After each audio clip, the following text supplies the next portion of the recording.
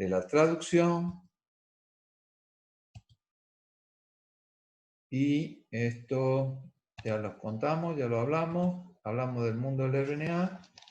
Ahora les pongo como ejemplo el tema de las tioninas. Y nos queda más o menos un poco más de media hora para poder hablar de tecnología del DNA recombinante.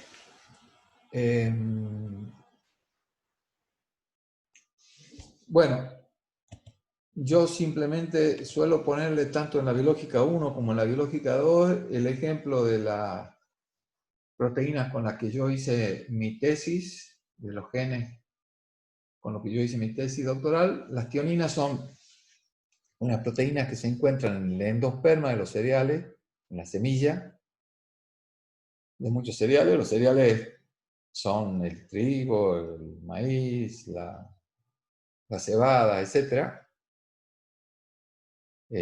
Fueron clave de la alimentación humana.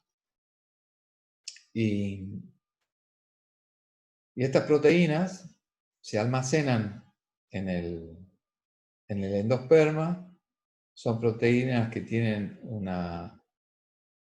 son altamente antimicrobianas. Son proteínas que generan agujeros en la membrana plasmática de los microorganismos, tanto de hongos como de bacterias, y que evidentemente están ahí para proteger a la semilla del ataque de sus enemigos naturales, ¿no?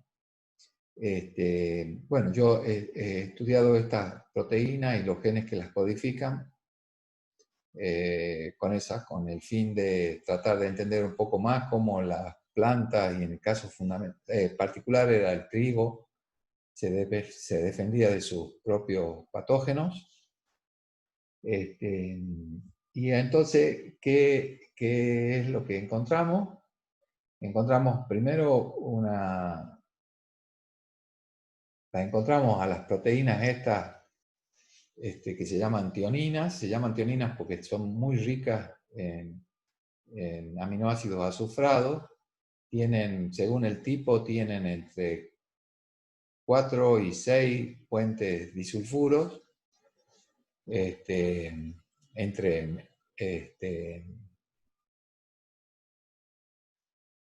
metioninas. Y bueno, lo más importante que les quería comentar es que luego de caracterizar a estas proteínas, lo que hicimos es ir a buscar a los genes. Para buscar los genes, lo que se hizo, bueno, es toda una estrategia de clonado que ya vamos a ver cómo se hace. Y cuando logramos encontrar a los genes, vimos que el gen esto estaba en el genoma, en uno de los cromosomas del trigo, y resulta de que todo esto era el DNA genómico. Ese DNA genómico aquí está puesto como si fuera una liñita, pero ustedes tienen que saber que esto es doble hebra, por supuesto, forma parte de la secuencia de uno de los cromosomas del trigo. El trigo tiene un montón de cromosomas, tiene como 42, según del trigo del que se trate, tiene 42 cromosomas. Y resulta de que esto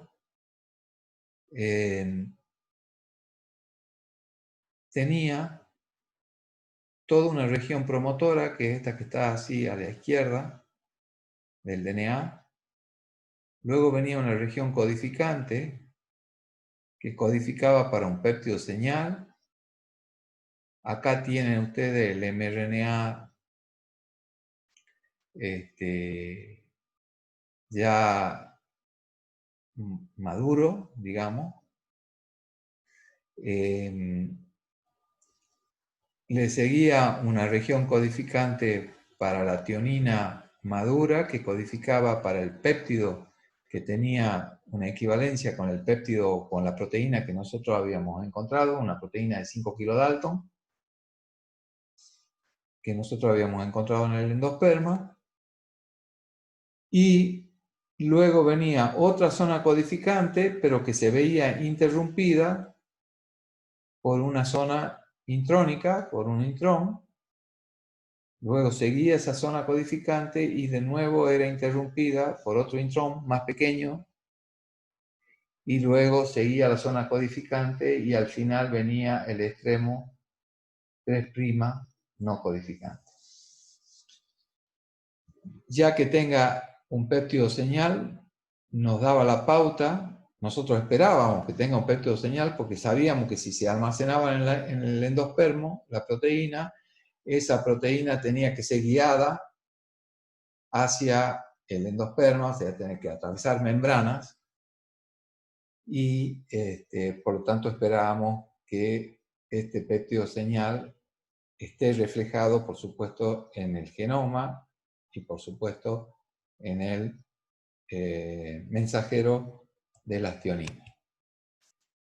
Cuando secuenciamos esto, encontramos que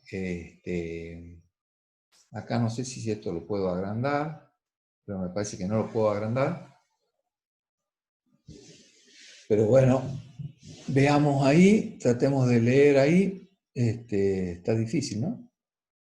Por lo menos para mí. Con esto le quería mostrar. Ahí está. Acá empezaba la tionina y esta tionina iba hasta acá, o sea, esta tionina, esta era la secuencia de la tionina, GTG, que codifica para valina, asparagina, cisteína, etc. Perdón, le dije metionina y los puentes disulfuros son N-cisteína, ¿no? Le dije mal recién. Y lo que me interesa es que vean que hasta acá este CTG ya formaba parte de otra proteína, de otra zona del precursor proteico que codificaba para una proteína acídica, y esa proteína acídica es la que estaba interrumpida por los intrones. Y aquí vemos cómo el intrón como todos los intrones, prácticamente empieza con GT, está puesto en minúscula, porque los intrones los solemos escribir en minúscula, y termina el intrón, ¿a dónde termina este intrón? Con AG, como tienen que terminar todos los intrones. O sea, todos los intrones terminan con AG y empiezan con GT. ¿De acuerdo? Bien, eso era un poco para darles una idea de cómo es una estructura génica, que yo les pongo siempre el ejemplo de la tionina porque es el que más me conozco yo, porque hace como el que ya casi me he olvidado, porque hace como 30 años que he hecho ese trabajo. ¿De acuerdo? Bueno, ahora vamos a hablar un poquito de ingeniería genética. Más que de ingeniería genética, a mí me gusta llamarle investigación en genes. Y si se quiere, también como resultante de esa investigación en genes es que surge la llamada ingeniería genética o tecnología del DNA recombinante.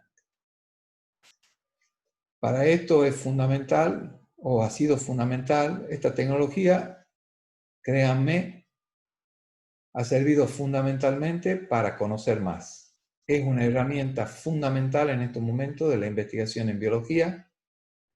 Prácticamente todo en biología pasa por esto, y si no, lean los diarios respecto a la pandemia, o vean los resultados que están teniendo los científicos, incluidos los científicos argentinos en el marco de la pandemia, y van a ver que prácticamente todo pasa por la utilización de esta tecnología, ¿de acuerdo? O sea que esta tecnología, aparte de ser producto del conocimiento y habernos podido conocer cómo funcionan bacterias, virus y células eucariotas, nos ha servido para generar tecnologías que podemos usar los seres humanos para nuestro beneficio y a su vez nos sirve fundamentalmente para seguir conociendo. Eso es lo que quiero que tengan claro. Bueno, para esto necesitamos tener o se basa esta tecnología o esta investigación en genes moderna o nueva, no sé si tan nueva, porque esto surge a partir de la década de 1970 del siglo pasado, ya no es tan nueva, ya vamos por los 50 años de esta aproximación metodológica.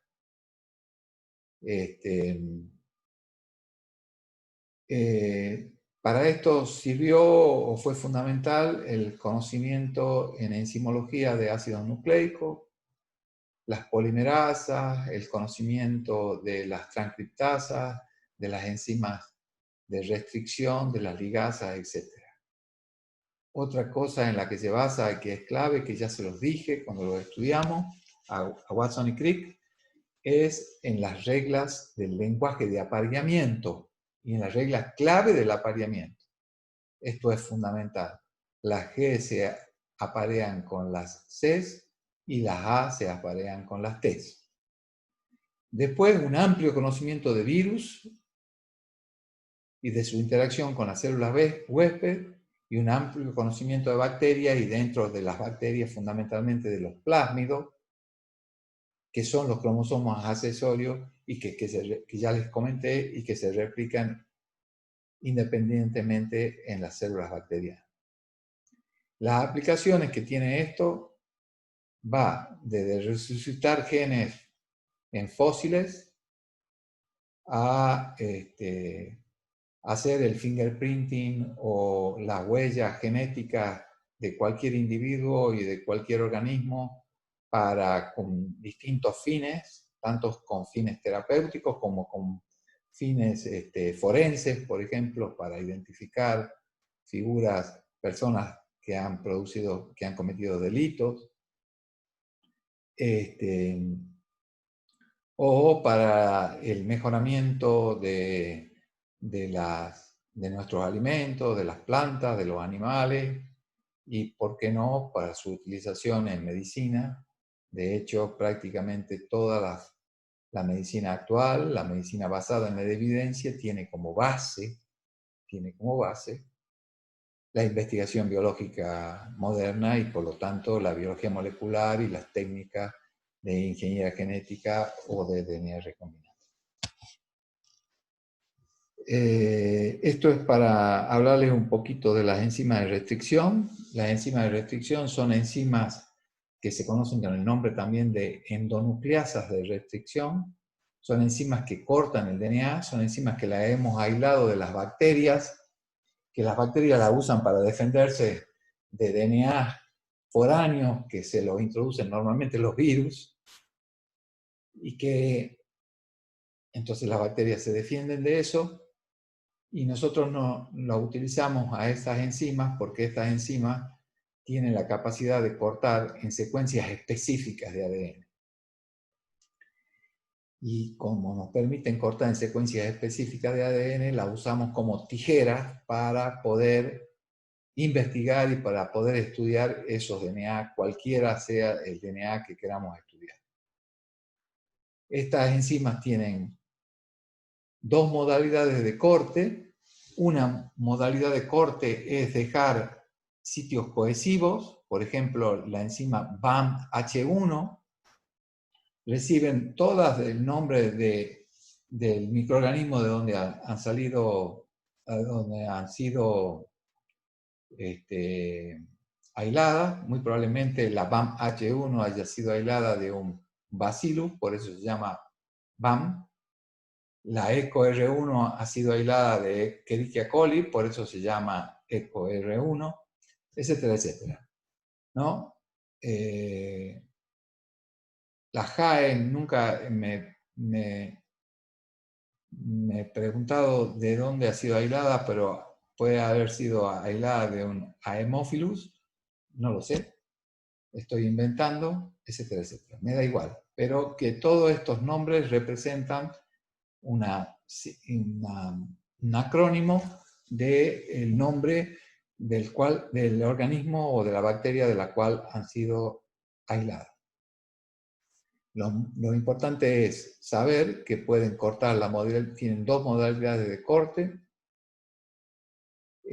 Una de esas modalidades es dejando extremos cohesivos o protuberantes, cortan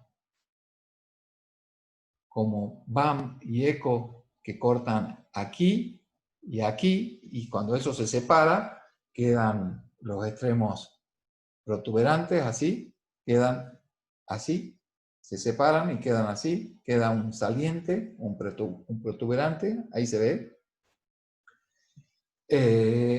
Y también pueden cortar en extremos romos o no cohesivos, que cuando cortan así, la doble hebra se separa y se separa dejando extremos que no son protuberantes. Esto es lo que les acabo de mostrar. Acá solo se está mostrando cuando se separan dos que cortan en extremos no protuberantes. No está mostrado acá el de extremos romos. Y bueno, y esto fue una de las primeras técnicas que permitió investigar, porque uno podía, por ejemplo, cortar con estas enzimas de restricción y luego correr en una electroforesis los fragmentos resultantes, en una electroforesis, como en este caso, en un gel de agarosa, y por lo tanto, si uno le colocaba marcadores moleculares, marcadores de peso molecular, que eran de tamaño conocido, y en otro lugar ponía un DNA incógnita, por ejemplo, de un virus o de una bacteria, y lo cortaba con esta enzima, podía ver cuál era el fingerprinting, cuál era la huella dactilar, cuál era el perfil, se puede decir, el perfil de restricción de ese virus o bacteria en función de la enzima de restricción que le haya colocado, y en función de eso podía saber cuál era el tamaño de estos fragmentos comparándolo con fragmentos de tamaño conocido, y por lo tanto podía caracterizar genotipos de virus, genotipos de bacteria, y saber si eran iguales, distintos, etcétera, etcétera. Esto fue lo primero que se utilizó para empezar a caracterizar perfiles genéticos o genotipos de microorganismos. Esto no se podía utilizar en eucariotas, porque el DNA de los eucariotas, como ustedes ya saben, es muchísimo más grande, y si uno lo corta con una enzima de restricción, lo que aparece es un chorreado directamente, en donde no se definen bandas discretas, sino que todo aparece una escalera de bandas de distintos tamaños y aparece en la electroforesis directamente como un chorreado. Estas bandas son teñidas normalmente con bromuro de tidio, que se intercala en la doble hebra y que luego cuando uno lo ilumina con luz ultravioleta aparecen así, ¿no? También ahora, digamos, se utilizan otros agentes que son menos contaminantes que el bromuro de tidio y menos peligrosos para teñir estas bandas en una electroforesis, ¿de acuerdo?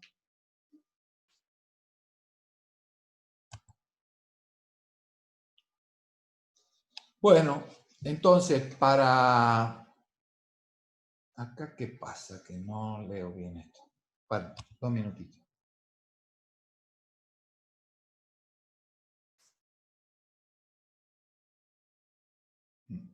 La barrita esta, la tengo que sacar de acá. Bueno, los vectores de clonación más usados los tienen ahí. Son plásmidos, fagos y cósmidos. Cada uno tiene sus ventajas. Los cósmidos son inventos hechos por el hombre que son utilizando fagos y plásmidos, características. Se han hecho los cósmidos, son productos de la ingeniería genética y sirven para clonar, que ya vemos qué es clonar, y para generar las genotecas genómicas o genotecas de cDNA. Ahora vemos qué son las genotecas genómicas y las genotecas de cDNA.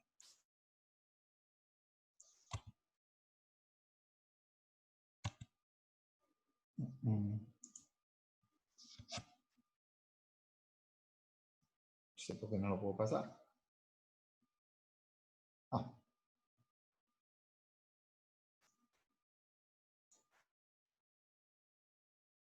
Bueno, estas son...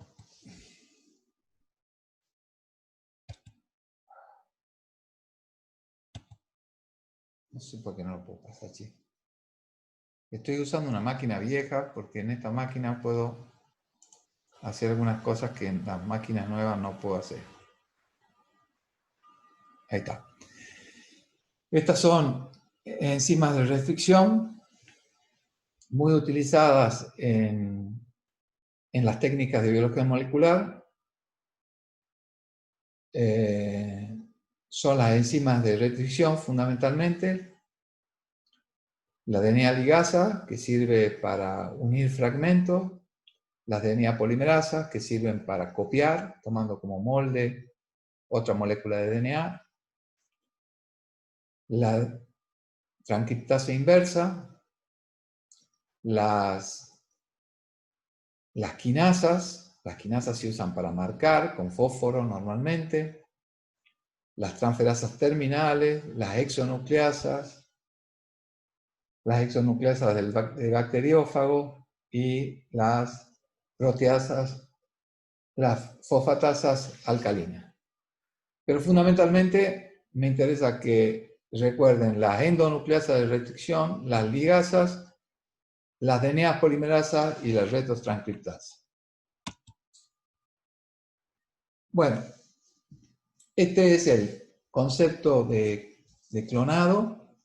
¿Qué significa clonar un gen?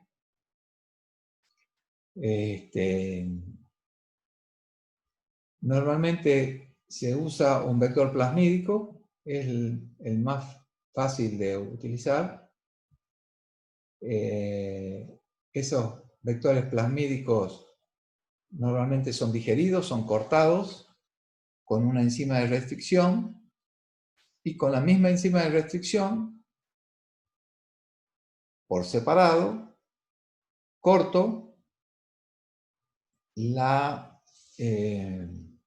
DNA problema que yo quiero clonar, que yo quiero estudiar, que yo quiero generar una biblioteca con ese DNA para guardarlo y poder estudiarlo. Entonces lo corto en fragmentos, lo pico en un montón de fragmentos. Aquí están todos los fragmentos. Normalmente estos fragmentos que están aquí tienen la misma secuencia, y si utiliza una enzima protuberante o que deje fragmentos, extremos cohesivos, va a ser relativamente fácil ligarla al vector abierto, al vector digerido. Luego incubo estos fragmentos en donde están representados todo este genoma con muchos plásmidos de estos digeridos, cortados, con muchas moléculas del plásmido. Las incubo, la pongo en presencia de DNA ligasa. La DNA ligasa hace su trabajo, me restablece los los enlaces fosfodiéster, y luego que tengo este vector, a este vector en un proceso que se llama transformación, que ya lo hemos visto, cuando hemos visto, por ejemplo, los experimentos del neumococo, lo que hago es introducir, hacer transgénesis, transformar, introducir ese plásmido en la bacteria.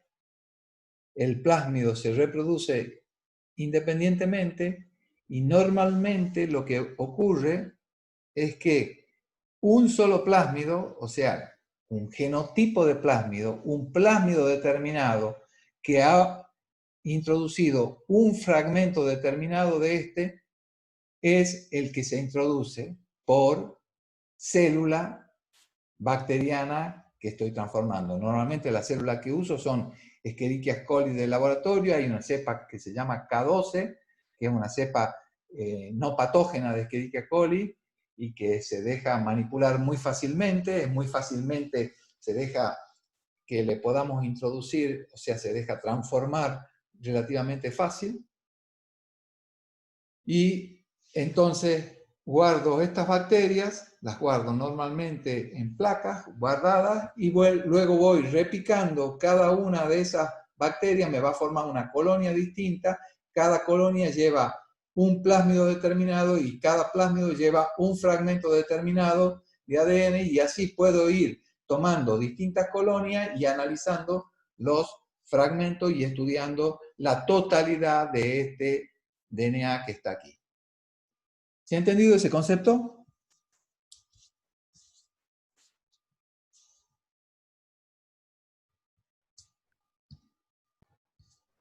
Sí, profe. Como ven, todas estas enzimas y todos estos procesos lo hemos estudiado a lo largo de las clases estas en las cuales hemos estado hablando de DNA y de RNA y de síntesis de proteínas. Ahora seguimos. Bueno, esto es simplemente para mostrar algunas de las enzimas de restricción. No les dije, pero se los cuento rápidamente. Estas enzimas de restricción reconocen secuencias. Esas secuencias pueden ser de 6 pares de base o pueden ser de 4 pares de base. Como es lógico pensar, las que reconocen 4 pares de base cortan mucho más frecuentemente en DNA que las que reconocen 6 pares de base, porque hay menos 6 pares de base juntos que 4 pares de base juntos, etcétera, etcétera. En un DNA determinado. En los plásmidos estos han sido muy ingenierados por nosotros, por los seres humanos, y hemos colocado en los plásmidos de origen natural, o sea, en los plásmidos salvajes, lo hemos abierto y hemos colocado artificialmente secuencias que reconocen distintas enzimas de restricción para construir esos plásmidos de clonaje. A estas secuencias sintéticas le llamamos polylinker, o sea, son plásmidos que luego se unen a los plásmidos y entonces se forma un plásmido totalmente artificial que tiene estas secuencias polylinker en inglés o secuencias de multisitios de clonado en español, ¿de acuerdo? O sea, eso significa que estos fragmentos que son pegados en el plásmido y se vuelve a circularizar el plásmido, llevan secuencias que reconocen a distintas enzimas de detección que son las más fáciles de utilizar y normalmente las más baratas, porque todo esto se compra, por supuesto, en empresas que producen este tipo de materiales para hacer ingeniería genética en el laboratorio. Uno de los plásmidos más conocidos y más utilizados, ya no se utilizan tanto porque hay mejores que este, pero que dio origen a casi todos los plásmidos cósmicos que se están utilizando ahora en clonado, es el plásmido PBR322, que ha sido construido por unos investigadores latinoamericanos que se llamaban Bolívar y Rodríguez, y que hicieron el primero de estos plásmidos artificiales que tenían varios sitios de restricción. Aquí pueden ver para la enzima PST1, EcoR1, BAMH1, SAL1, PVU1, PVU2 o PVU2. En español se dice, en español de España se dice PVU2, y yo me formaba ahí, así que yo le digo PVU2, pero nosotros le diríamos acá PV corta 2. Bueno, ¿qué tiene este plásmido? Tiene el origen de replicación de Escherichia coli, tiene un fragmento que codifica para una resistencia a ampicilina y tiene un fragmento que codifica para resistencia a tetraciclina. Según yo interrumpa cortando y poniéndole un fragmento clonado que quiera estudiar, ya sea la resistencia a tetraciclina o la resistencia a ampicilina, jugando con eso, puedo identificar luego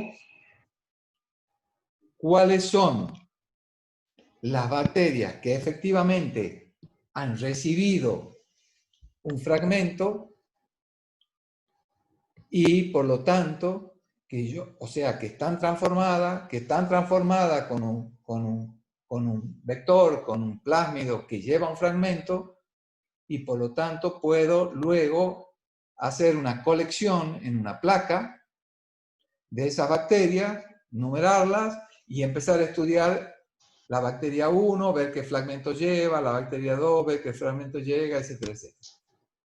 Esto, si lo leen en el libro, van a ver fácilmente cómo se puede, jugando con eso, se puede saber rápidamente cuáles son las bacterias que llevan un fragmento de interés y que pueden ser estudiadas. No me detengo a contarles ese proceso porque vamos a perder mucho tiempo, y lo que me interesa en la clase fundamentalmente es que aprendan el concepto. ¿Está claro aquí el concepto de clonado? ¿Hasta aquí? Sí, profe. Bien. ¿Todos dicen sí? Sí, profe. Sí, profe. Bueno. Sí, profe. Bueno, acá Sí, tienen... profe. Bueno, gracias. Gracias. Directamente me dicen si alguien no ha entendido algo, me paran y lo charlamos. ¿De acuerdo? De todas formas, estoy viendo que por la hora, ya llevamos casi 1 hora y media de clase, vamos a hablar un ratito más, pero por la hora me parece que vamos a tener una clase corta mañana, y esa clase corta de mañana la podemos utilizar también como clase de consulta por si acaso no se haya entendido algo fundamental en las clases pasadas. ¿De acuerdo? Entonces, mañana probablemente tengamos una clase de 12 a 2:30 nada más. Traten de llegar temprano, porque les voy a mostrar mañana, pensaba hacerlo hoy, pero les voy a mostrar mañana unos videitos que tengo que muestran muy bien la reacción en cadena de la polimerasa, que es un proceso clave ahora, lo habrán sentido nombrar en todos los lugares, porque todo se hace en base a esa reacción en cadena de la polimerasa, que la vamos a ver mañana. Y también les voy a mostrar un proceso de hibridación de ácido nucleico que se conoce con el nombre de Southern, o Southern en inglés. Y ese proceso es sumamente importante para muchas cosas. Y también tengo un videíto que creo que el año pasado no se lo pude mostrar porque esta computadora en donde funciona el videíto no la tenía el año pasado y ahora la he recuperado porque en las computadoras modernas no funciona. los Windows modernos no lo leen al videíto ese y no lo he podido conseguir ese videíto y son los mejores videitos que he visto al respecto. No sé, capaz que alguno de ustedes después me pueda conseguir una versión de esos videitos, pero que funcione en las computadoras modernas. Así que, bueno, dicho esto, avanzamos un poquito más, paramos la clase y mañana damos una clase de media hora en donde vemos esos videitos y terminamos de cerrar la historia, ¿de acuerdo?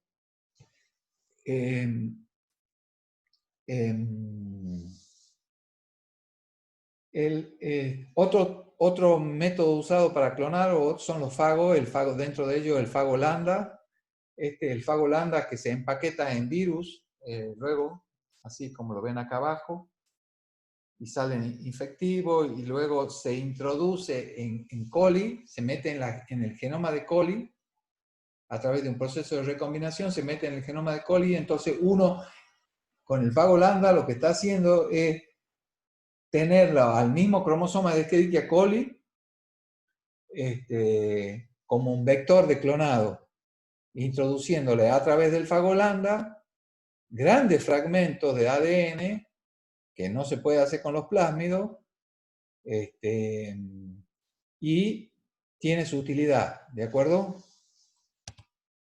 Pero después surgieron nuevos métodos y esos métodos son basados en lo que se llaman Bacterial Artificial Chromosomes, o sea, los BAC. Los vectores BAC, B larga AC, son directamente cromosomas artificiales de bacterias que llevan el origen de replicación y que en base al mismo procedimiento que utilizamos para clonar con el fago lambda, o sea, a través de una recombinación, podemos introducir grandes fragmentos de ADN y que se guardan en una bacteria y se pueden guardar en la heladera un montón de tiempo hasta que los puedo estudiar. ¿De acuerdo? Entonces, la forma más común ahora de clonado, les diría, cuando uno quiere guardar en la heladera grandes fragmentos, tener bibliotecas de grandes fragmentos, son los Bacterial Artificial Chromosomes, o sea, cromosomas artificiales de bacterias, dicho en español. Bueno, y hasta aquí vamos a llegar. Mañana vamos a ver cómo se construye un cDNA, cómo es la utilidad de ese cDNA, una utilidad muy importante de que tiene el cDNA, y vamos a ver cómo se secuencia un ADN o cómo se secuenciaba antes, pero actualmente se usa el mismo método, nada más que totalmente automatizado. Y vamos a ver la PCR, la aproximación por PCR, y vamos a terminar con el Southern. Y háganme acordar que les cuente qué es el Northern y qué es el Western. ¿De acuerdo? Así que bueno, con esto vamos a terminar la clase de hoy. No sé si tenemos alguna consulta que quieran. Profe, yo quería saber, me habían quedado algunas dudas, si me podría volver a explicar el proceso de clonación. Perfecto. ¿Lo hacemos mañana, querés? ¿O querés que lo hagamos Sí, ahora? sí, profe, no hay problema. A ver, Como usted a ver, quiera, si lo quiere hagamos explicarlo ahora. mañana, no hay problema. Bueno, lo hacemos mañana. Dale. Lo único que sí que va a durar más de media hora entonces la clase. Bueno, pero no importa. Como quieran, no tengo problema.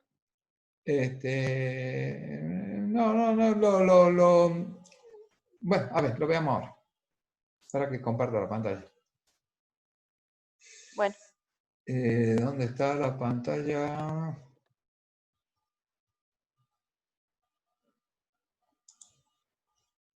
No, ese no es, ¿no?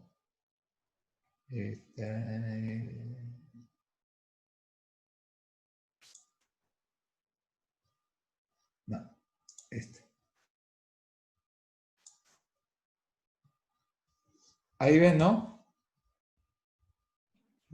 Sí, profe. Bien. Sí,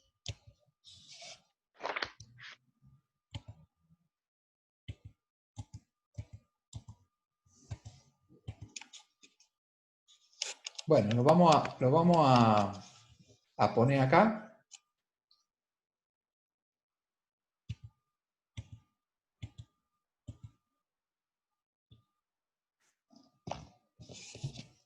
Bueno.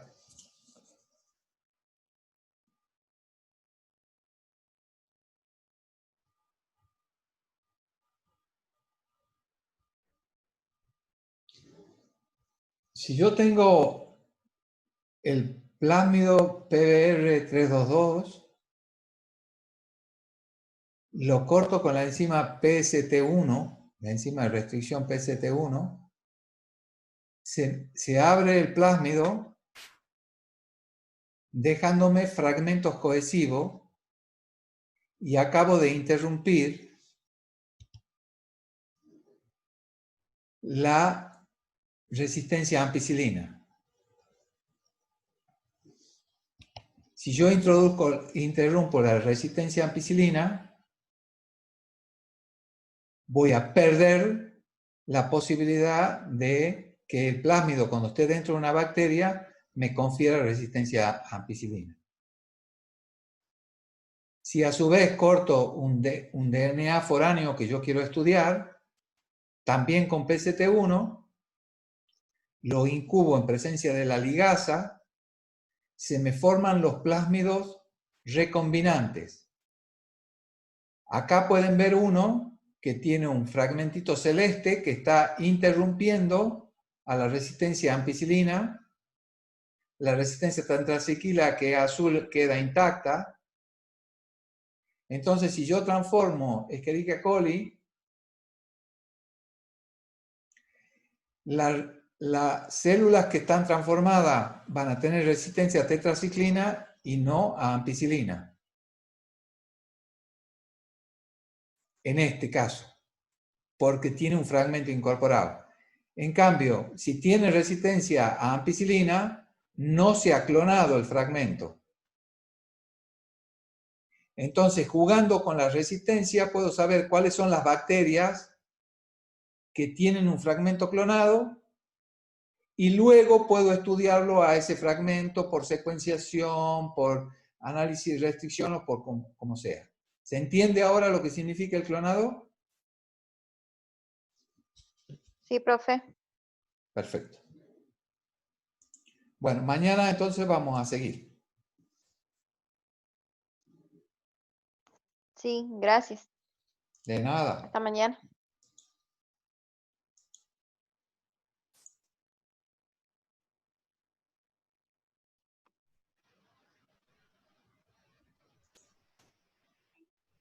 Nos vemos mañana. Nos Chao, vemos. profe.